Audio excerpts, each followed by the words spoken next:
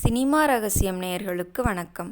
Classic சினிமாவில் தனது பாடல்கள் மூலம் பலரையும் கவர்ந்த கவியரசர் கண்ணதாசன் சர்ச்சைக்கு பஞ்சம் இல்லாதவர் என்றாலும் தன் மனதில் பட்டதை எப்போதுமே சொல்லும் வெளிப்படையாக பேசும் நபர். அப்படி ஒருமுறை சிவாஜியை பற்றி ஒரு கருத்து சொல்ல இருவருக்கும் இடையே மோதல் ஏற்பட்டு அதன் பிறகு சிவாஜி படங்களுக்கு கண்ணதாசன் பாடல்கள் எழுதவே இல்லையாம்.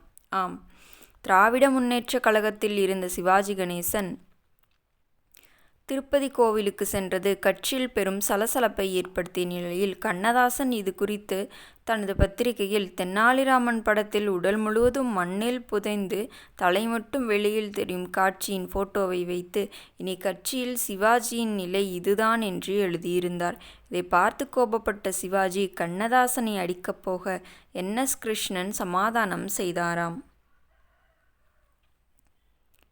அதன் பிறகு சில ஆண்டுகள் இருவரும் பாடல் எழுதாத நிலையில் பீம்சிங் இயக்கத்தில் வெளியான பாகப்பிரிவினை படத்தில் கவிஞர் கட்டுக்கோட்டை கல்யாணசுந்தரம் பாடல்கள் எழுதியுள்ளார்.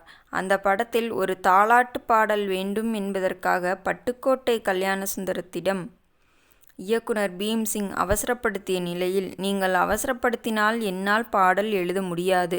இதுவோ தாலாட்டு பாடல். இதை என்னை விட கண்ணதாசன்தான் சரியாக எழுதுவார். நீங்கள் அவரிடம் கேளுங்கள் என்று கூறியுள்ளார். இதனைத் தொடர்ந்து படக்குழு கண்ணதாசனிடம் கேட்டபோது அவர் பாடல் எழுத மறுத்துள்ளார். இது குறித்து பஞ்சு அருணாச்சலம் கேட்டபோது, சிவாஜிக்கும் நமக்கும் மோதல் இருக்கிறது. நாம் பாடல் எழுதி நீங்கள் ஏன் கண்ணதாசனிடம் பாடல் கேட்டீர்கள் என்று சிவாஜி சத்தம் போட்டு பாடல் படத்தில் இல்லாமல் செய்துவிட்டால் நமக்குத்தான் அசிங்கம் என்று கூறியுள்ளார்.